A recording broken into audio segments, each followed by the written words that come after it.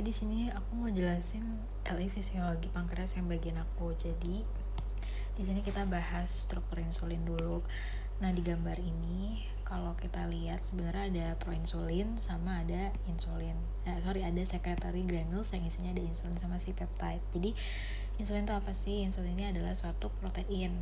Nah, ini proteinnya terdiri dia dari 51 asam amino. Nih yang bulat-bulat ini tuh si asam aminonya. Nah, asam amino ini mereka saling berikatan dan membentuk suatu rantai. Ada alpha dan beta chains. Jadi ada rantai alpha sama rantai beta ya. Jadi ini aku lupa ini yang alpha apa yang beta ya. Pokoknya salah satu yang alpha, salah satu yang beta.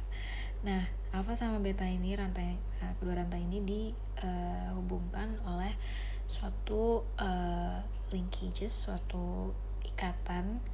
Ini ya ikatannya nih. Ini namanya ikatan disulfide linkages. Kenapa disulfide linkages? Karena dia ikatan disulfida maksudnya. Karena dia ada dua sulfidanya di sini tuh. Ya, di sini ada dua kan tuh. Gitu. Nah, terus juga jadi sebenarnya itu sebelum kan kalau kita lihat di gambar ini si peptide sama insulin ini mereka udah terpisah ya. Tapi sebenarnya ketika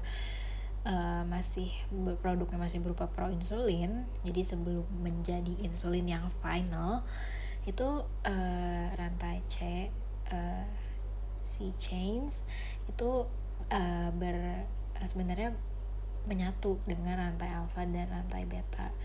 Nah, tapi ketika di proses maturasinya si proinsulin ini, si rantai chain ini akan kayak dipotong gitu, dibelah. Jadi akhirnya dia ujung-ujungnya akan terpisah dari rantai alpha dan rantai beta.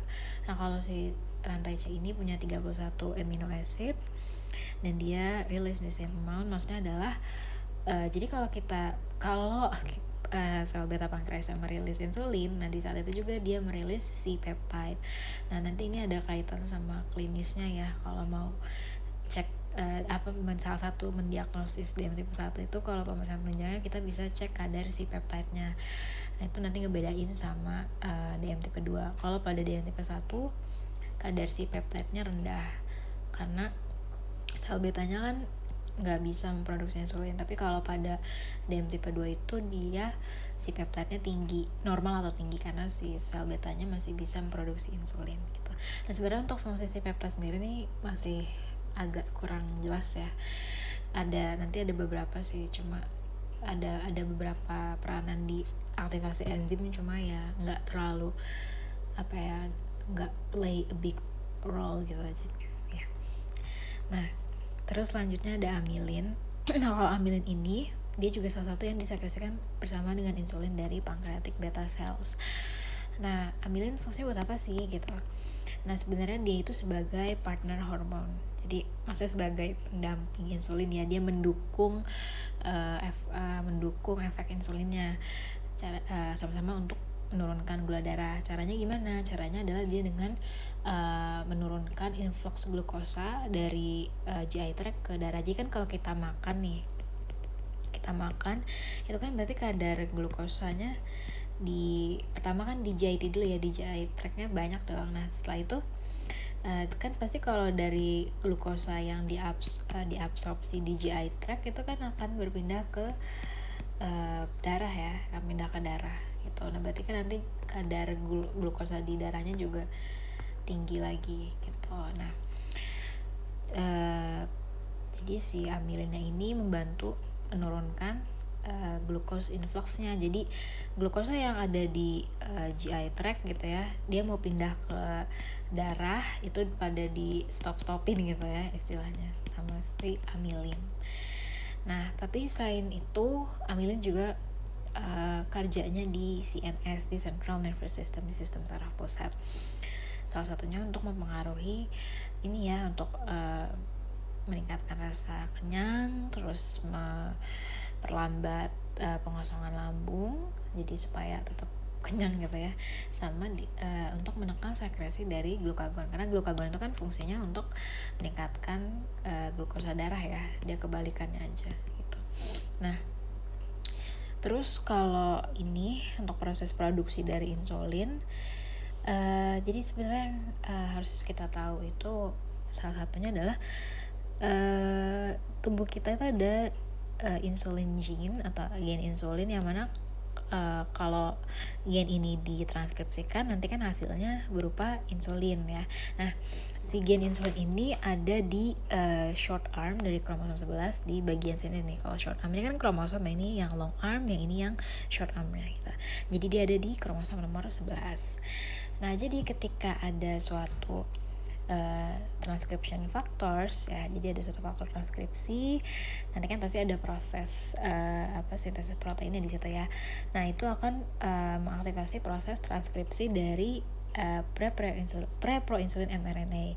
Jadi kita mau menghasilkan si preproinsulin mRNA ini. Nah, nanti akhirnya dia transkripsi, si mRNA-nya ditranskripsi dan menghasilkan preproinsulin. Nah, preproinsulin ini akan dibawa ke dia akan diubah jadi proinsulin di ROV-ER di retikulum endoplasmik yang kasar dengan menggunakan microsomal enzymes, enzim mikrosom gitu. Jadi sebenarnya tuh proses dari preproinsulin ke proinsulin tuh sebenarnya lebih kayak motongin si asam aminonya. Tadi kan kalau kita lihat rantai asam aminonya dia panjang ya. Nah, itu sebenarnya lebih panjang lagi. Nah, kalau mau diubah ke proinsulin atau insulin itu sebenarnya dipotong menjadi suatu rantai asam amino yang lebih sederhana gitu. Nah, terus udah nih proinsulinnya udah jadi. Nah, proinsulinnya akan ditransportasiin ke badan Golgi, ke Golgi apparatus. Nah, nanti di sini di Golgi kan, kalau Golgi itu kan kayak packaging gitu ya, tempat packaging segala protein. Nah, nanti di Golgi ini si proinsulinnya akan dimasukkan ke dalam suatu secretory granules ya, tadi yang kita lihat di awal ini nih, si secretory granules ini. Nah, isinya ada insulin, ada proinsulin, isinya ada proinsulin.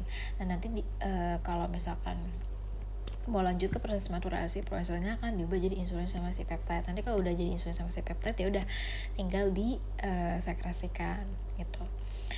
Ini video nanti nonton aja. Nah, terus ini proses sekresi dari insulin. Tadi kan kita udah bahas proses produksinya ya, cara buatnya gimana. Sekarang kita bahas cara selnya mendeliver si insulinnya dari dalam sel keluar sel gimana gitu. Nah, jadi pertama nih kalau kita lihat di sini adalah jadi awalnya di sini ada glukosa masuk ke dalam sel beta ya.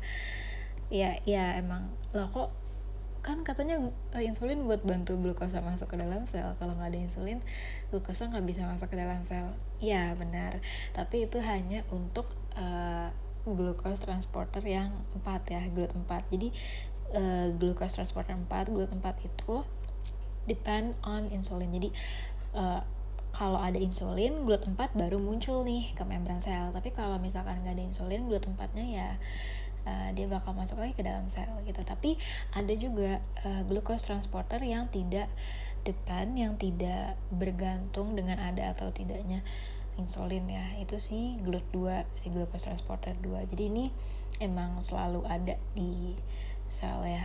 Contohnya apalagi kayak sel-sel pankreas, hepatocytes, kidney gitu ya.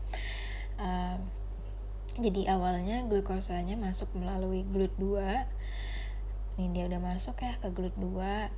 Terus juga dia masuk melalui GLUT2 ya, difusi terfasilitasi. Kemudian setelah itu sudah di dalam sel, glukosanya ini akan mengalami fosforilasi. Jadi diubah jadi G6P ya. G6P itu glucose 6-phosphate. Nah, nanti si G6P ini akan dioksidasi. Nah, dia dioksidasi akan menghasilkan ATP. Nah, ATP-nya ini nanti dia akan bekerja pada ATP sensitif potassium channel. Jadi di sini ada channel nih, namanya ATP sensitif potassium channel. Sesuai namanya aja ATP sensitif, berarti dia sangat sensitif ya, sangat sensitif terhadap ada atau tidaknya ATP. Nah, karena di sini dia ada ATP, jadi si ATP sensitif potassium channel ini akan menutup. Nah, Karena dia menutup, berarti potasium ya, ion potasium ya atau kalium ini yang ada di dalam sel itu nggak bisa keluar sel, karena kita tahu ya kalau kalau keadaan resting membrane potensial pada sel itu paling banyak di dalam sel adalah ion potasium gitu. Nah udah nih, karena si potasium yang nggak bisa keluar, jadi ya udah di dalam sel makin banyak si potasium, akhirnya keadaan dalam selnya itu akan makin positif. Nah kalau keadaan di dalam selnya makin positif, itu akan mengakibatkan depolarisasi depolarisasi. Nah depolarisasi ini efeknya apa sih? Nah salah satu efeknya adalah ke ini voltage gated calcium channel. Jadi di sini ada channel juga namanya voltage gated calcium channel. Jadi ini tuh channelnya kalau tadi kan dia sensitif terhadap ATP. Kalau yang ini dia sangat sensitif dengan perubahan voltage ya, atau perubahan membran aksi potensial yang ada di dalam sel. Jadi ketika selnya di dalam sel itu positif ya, yang mengakibatkan depolarisasi, nah ini akan memicu si voltage gated calcium channelnya ini untuk terbuka ya, dia membuka, jadi kalsium yang ada banyak di luar sel ini akan masuk ke dalam sel. Nah kalsium ini akan men-trigger si vesicle insulinnya ini ya, sekretari insulin atau sekretari granules tadi itu akan tertrigger dan akhirnya mengalami eksositosis dan insulinnya bisa keluar itu. Nah terus di sini ada faktor yang mempengaruhi sekresi insulin. Jadi ada yang bisa meningkatkan sekresi insulin, ada juga yang bisa menurunkan sekresi insulin.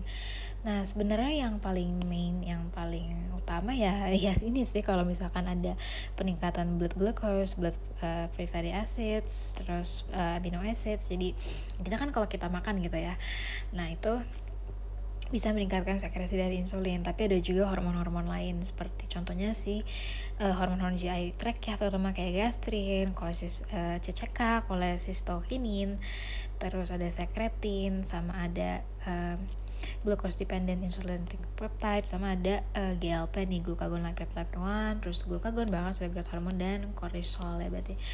Makanya kalau ini hubungannya apa ya? Kalau ini kortisol dia kalau misalnya orang stres ya, kortisol tinggi, berarti kan sekresi insulinnya banyak gitu ya.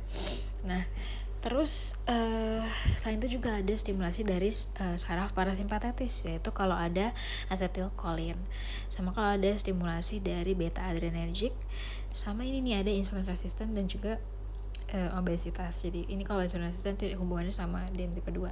Sama ada juga obat-obatan DM sulfonylurea, obat-obatan sulfonylurea ini kayak glyburide sama tolbutamide. Ini mereka mechanism of action-nya adalah meningkatkan sekresi insulin. Nah, tapi ada juga yang menurunkan sekresi insulin, contohnya kayak penurunan gula darah. Terus ketika kita puasa ya kan, kalau kita puasa kan gula darahnya rendah ya, berarti kan lebih banyak yang disekresikan glukagon gitu. Terus somatostatin tuh hormon yang menghambat pertumbuhan ya. Terus juga ada alpha adrenergic activity dan leptin ya. Ini di sini gambar ini ya biasa aja sih sebenarnya.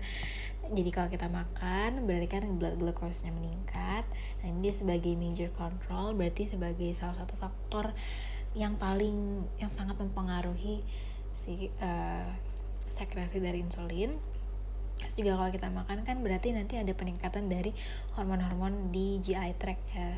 Sama kalau ada peningkatan blood amino acid, ini juga bisa men-trigger si beta cells-nya.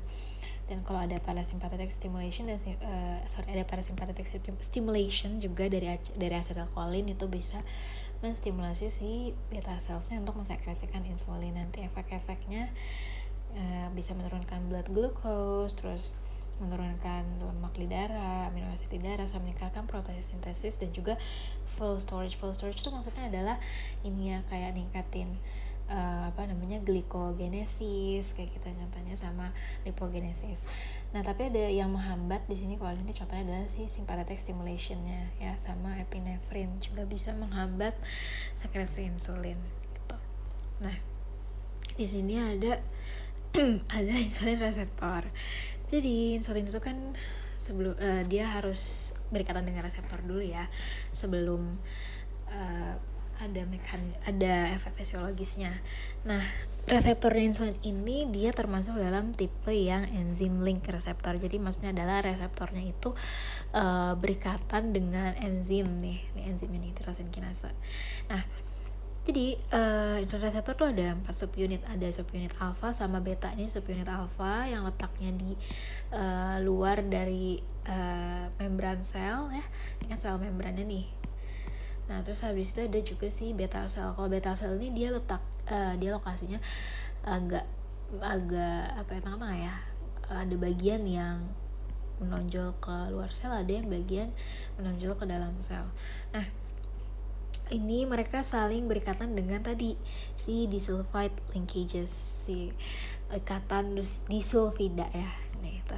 Nah, jadi ketika misalkan ada hormon insulin mereka berikatan dengan alpha subunit, nah nanti si beta subunitnya ini akan fosforilasi ya, terauto-fosforilasi. Jadi ketika ada insulin berikatan dengan alpha subunit, langsung tuh si beta subunitnya fosforilasi sendiri ya.